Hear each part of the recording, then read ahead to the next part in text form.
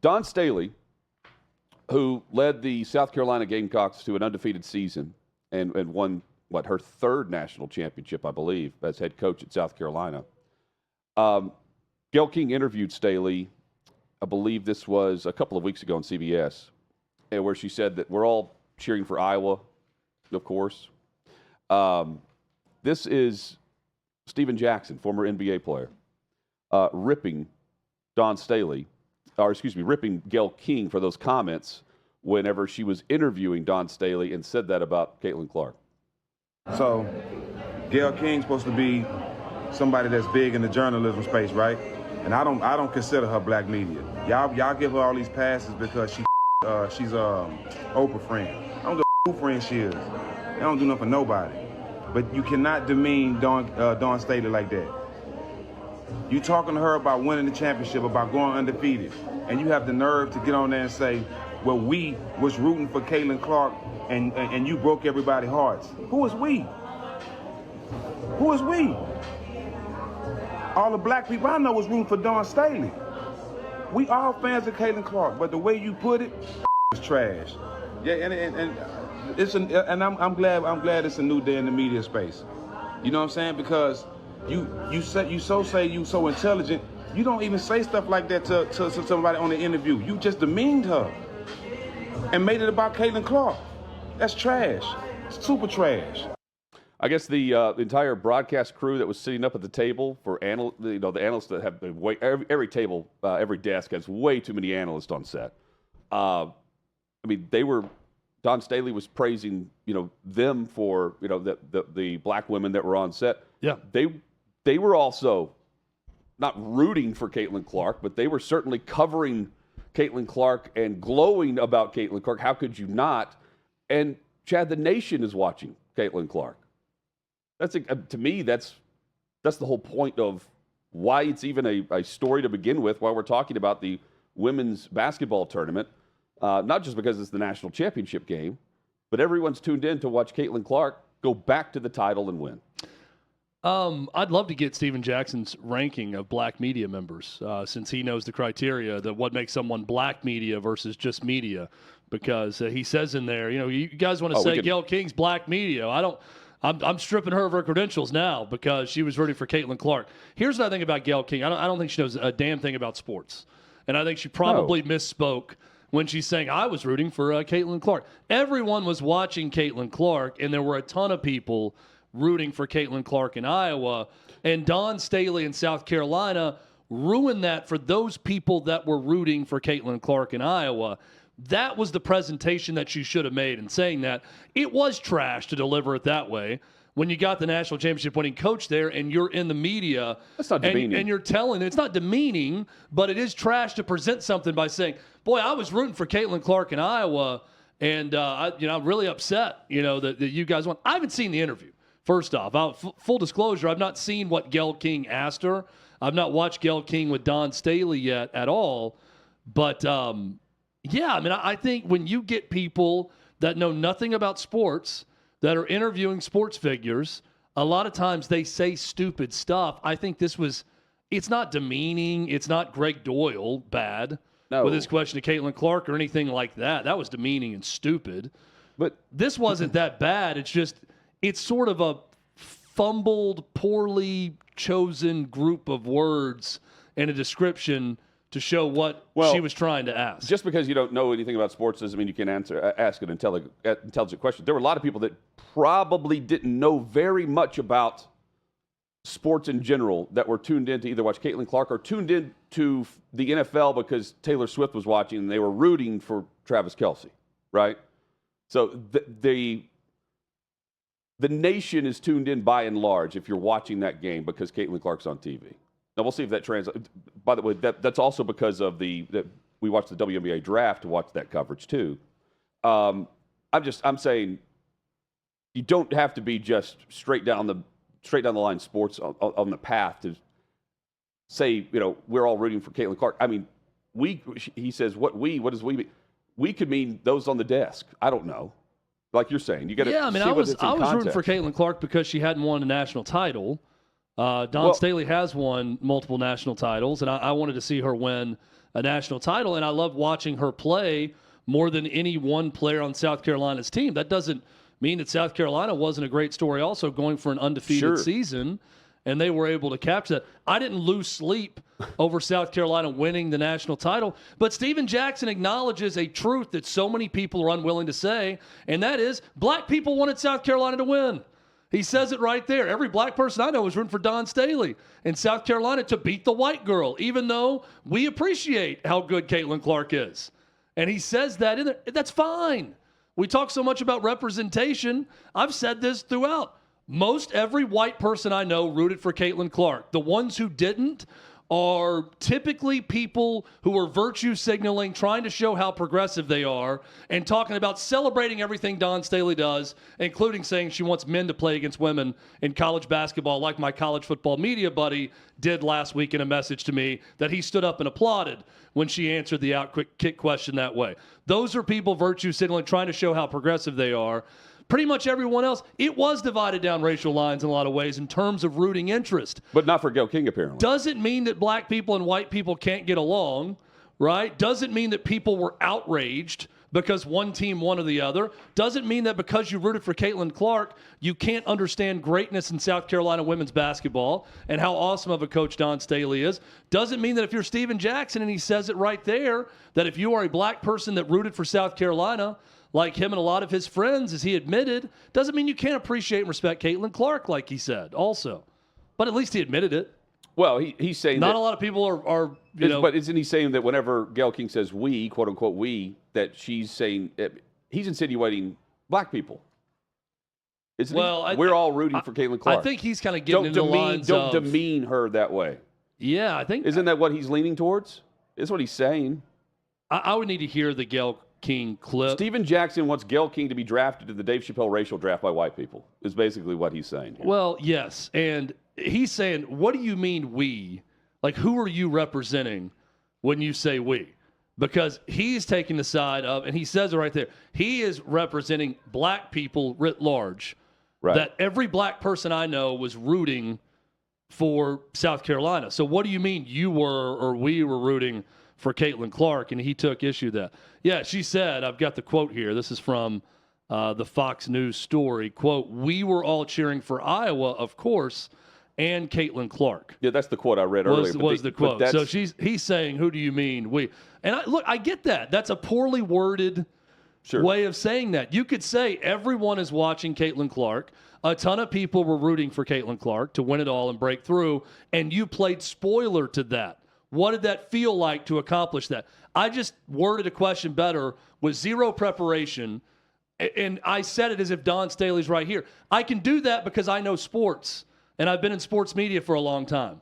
Gayle King doesn't know a damn thing about sports, and it shows when she interviews a sports figure. So if you want better sports questions, then ask a sports person to talk sports and ask the questions. You're saying put Nate Burleson up there. Is what right. You're saying. Chad, answering questions. That goes into Nate Burleson's on that show. Yeah, of course. Yeah. Good job. Yeah. Good dude. I have fun at him at the Super Bowl every year. We talk to him. Chad, I'm trying to listen to my head instead of my sports fan heart here, okay? Okay. I'm half joking on one, dead serious on the other.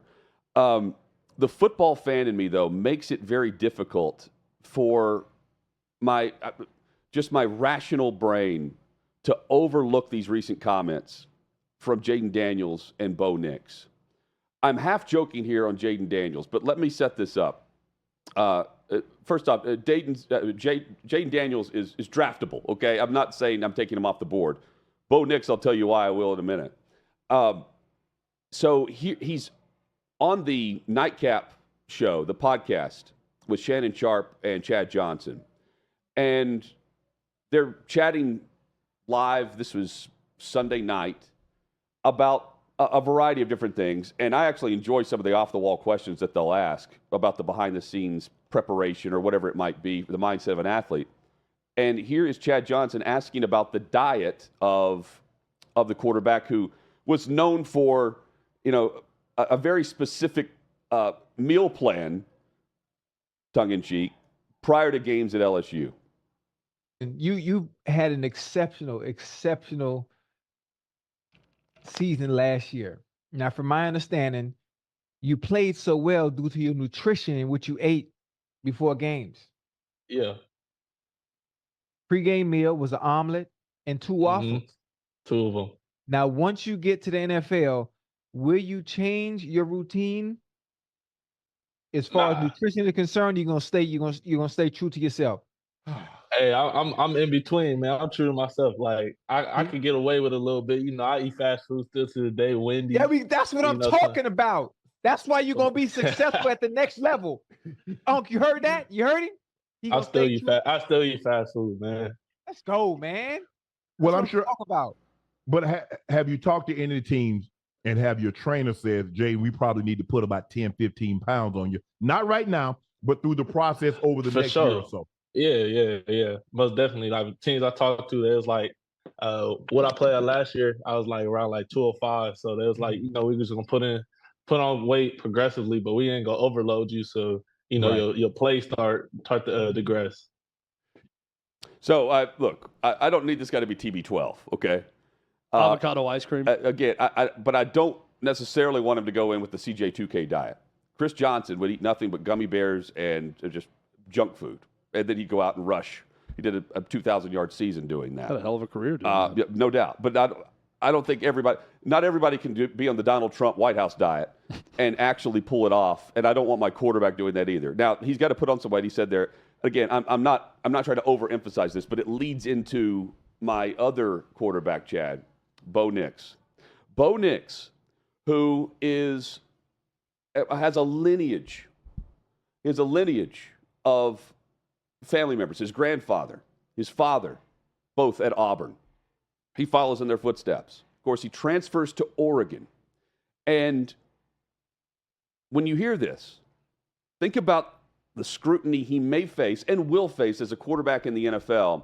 And here is Bo Nix on Ryan Russillo's podcast discussing playing in the SEC compared to the Pac-12 and, well, the mentality and the mental toughness, maybe the thick skin that it took to play in the SEC and how much he preferred playing in the Pac-12.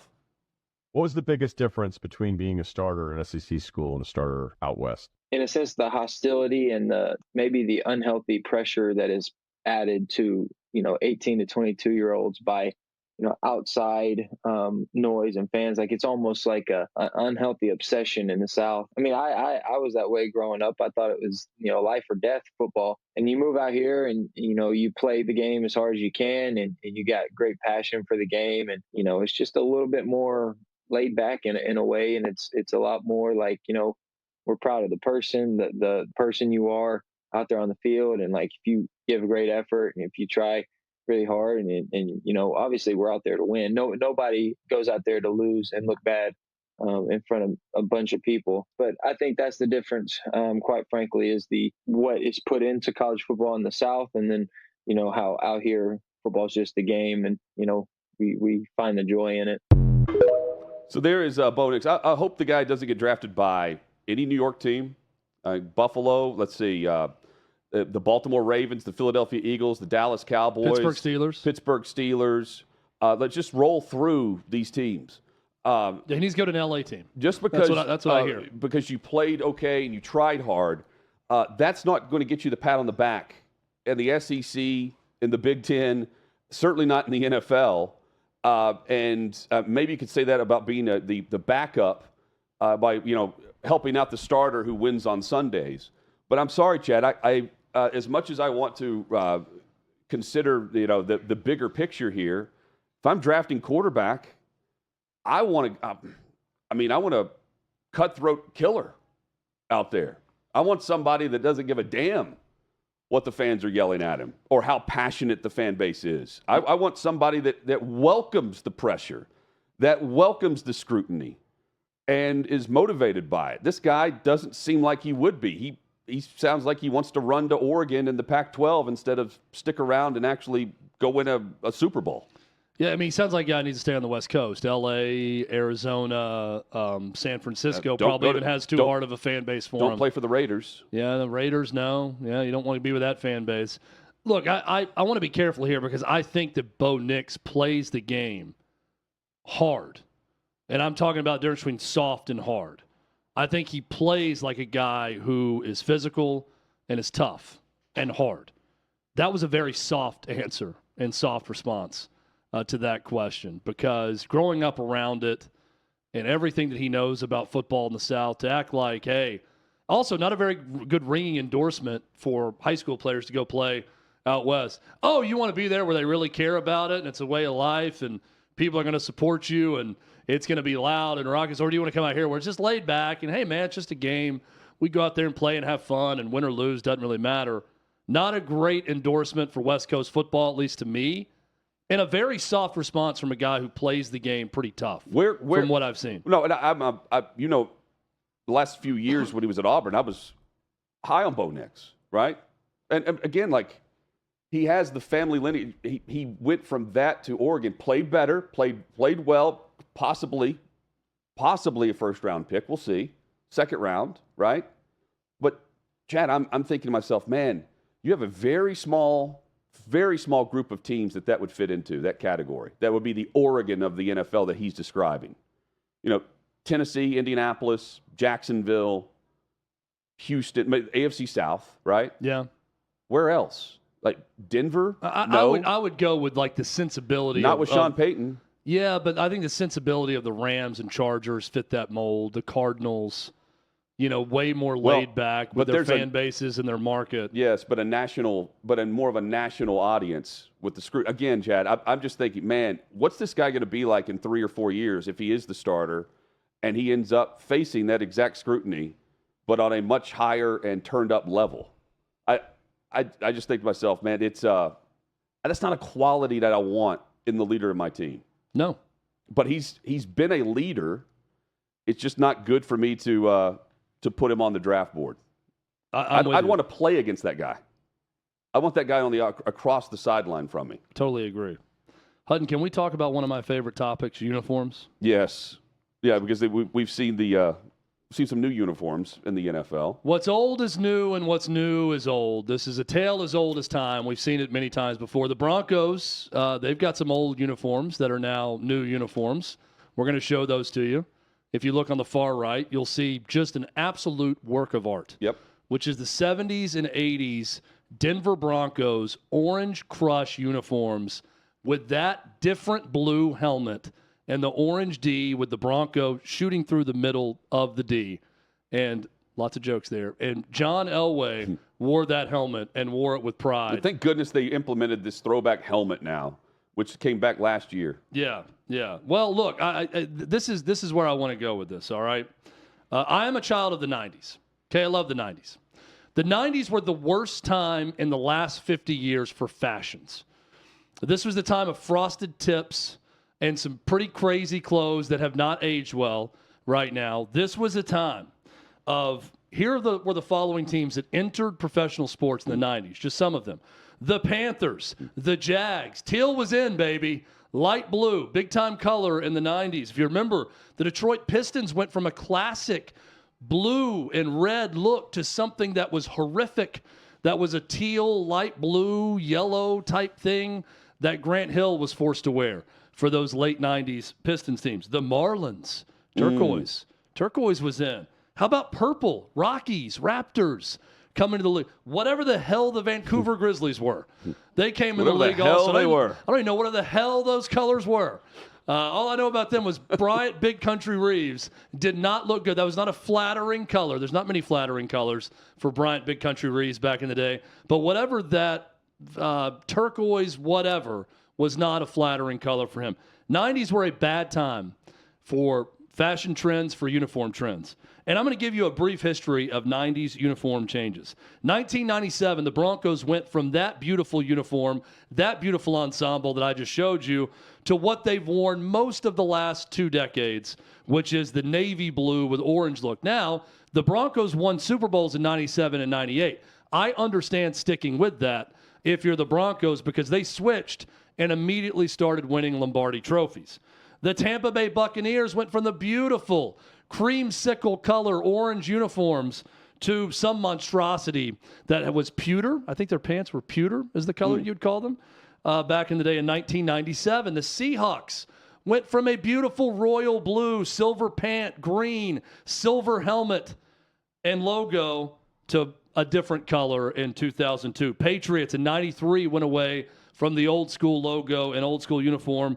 In 2000 went to more of what you've seen lately. The Eagles went from the Kelly green to a darker green color. In 1996, the Bills changed in 2002. I had a bedspread as a child, and I'm going to show it to you right now, that was green, and maybe some of you had this as well. And it had all the NFL helmets on it. I wanted and just this. in this one helmet, Hutton, the very top of the screen, you can see the old Bucks helmet, the Denver Broncos helmet, the Seattle Seahawks helmet.